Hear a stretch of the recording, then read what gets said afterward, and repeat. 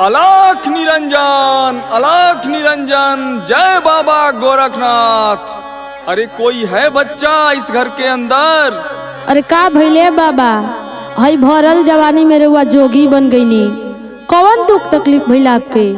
अरे बाबू क्या बताएं, बहुत सारी लंबी कहानियां हैं इस हमारे जोगी बनने के पीछे। तनी बताई विस्तार से। अच्छा तुम जानना चाहती हो? हाँ बाबा। तो बैठो, हम तुमको अपने बारे में बताते हैं कि प्यार में धोखा मिलल उजड़ल मोर दुनिया, अरे उजड़ल मोर दुनिया हो, छूटल मोरा घर परिवार अनुए राम हो। अच्छा ये परेशानी बा बाबा।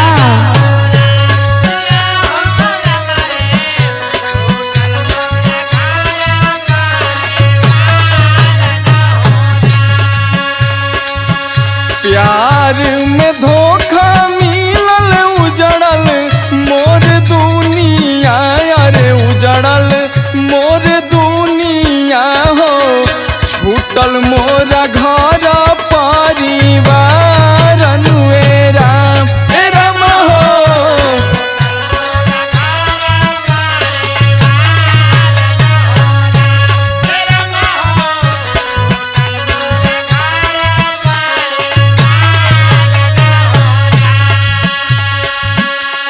तरुआ के बड़ा परेशानी बा बाबा। क्या करोगी बच्ची, जीवन में कुछ ऐसी मजबूरियां हो जाती हैं कि लोगों को मजबूर होके ऐसा कदम उठाना पड़ता है। अच्छा तनी और आगे बताई बाबा। आओ सुनाते हैं अपने इस जोगी बनने के पीछे का सारा कहानी तुमको बाबू। बताई बताई बाबा। जिंदगी में आईली एगो हमरो दिल जानिया, अरे आईली दिल जानिया हो, कर से खूबे हमारा से प्यार अनुए राम हो।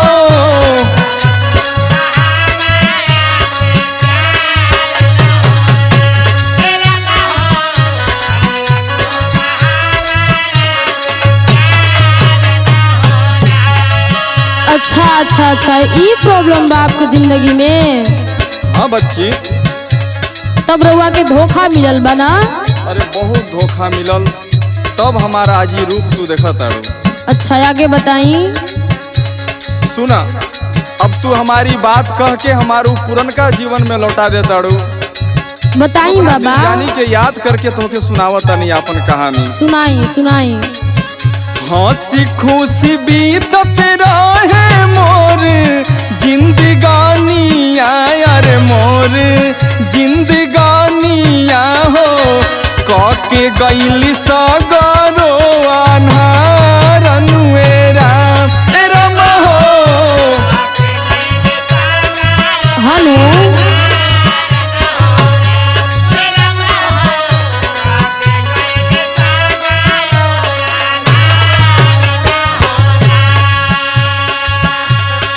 और काका भइल बाबा? अरे बच्ची हम तो कहेंगे यही कि तुम भी अपने जीवन में कभी किसी से दिल मत लगाना, नहीं तो बड़ा दर्द हो रहा है। तुम ऐसी भक्तन मिल गई कहो, हमारी इस कहानी को फिर से उजागर कर दी। आओ सुनाते हैं आगे क्या कहानी। बताई बाबा।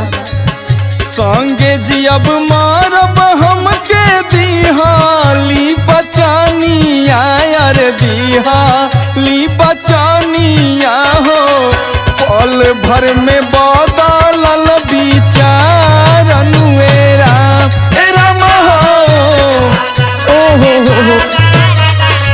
बड़ा कष्ट बा रउआ के। अरे बाबू क्या बोले।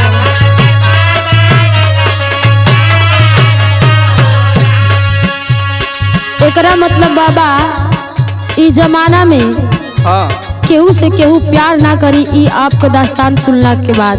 बाबू मुझे प्यार से नफरत इसलिए हो गया कि लोग वादा करके वादा से मुकर जाले, तब तक कष्ट होला। अब हम का कहीं, वो दिन हमके सबसे ज्यादा कष्ट भइल आगे बताओ तानी। बताई बाबा कहिया। आइल जब बरतिया हमर फाटे लागल छतिया, यार फाटे लागल छतिया हो। चली गईली छोड़ के ससुरार अनुएरा ए रामा हो।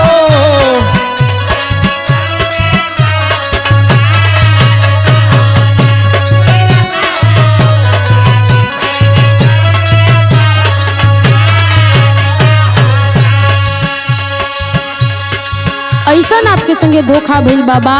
बहुत धोखा हुआ, दिल टूट गया उसी दिन मेरा। ओ हो, आगे बताई। अब तब का कहीं, तू आगे बताई कह के हमार जीवन के उ सारा यादगार पल जौन खुशी खुशी बीतत रहे ओके फिर से तू याद करावत ताड़ू।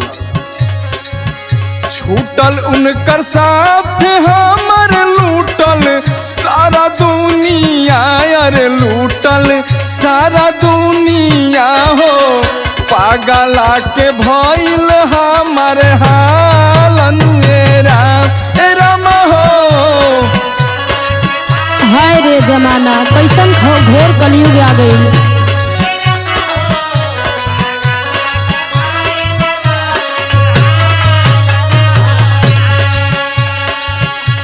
ऐसन भइल बाबा? अरे बच्चा, हम तो यही कहेंगे कि दिल अगर लगाना हो तो उस परमात्मा से दिल लगा लो। इस धरती पे रहने वाले लोगों से ज्यादा दिल लगाने से कष्ट ही कष्ट है। अच्छा, हम पूरे दुनिया के लोगन के यह संदेश देहब,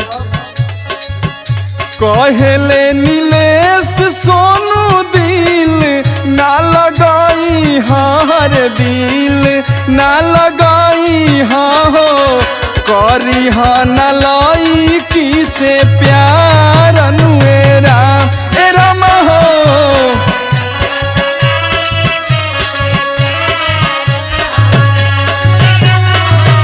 करी न लाई की से प्यार अनुएरा ए रामा हो। करी न लाई की से प्यार अनुएरा। अच्छा तो रउआ जोगी बनला के पीछे इहे कारण बना? हाँ बच्चा।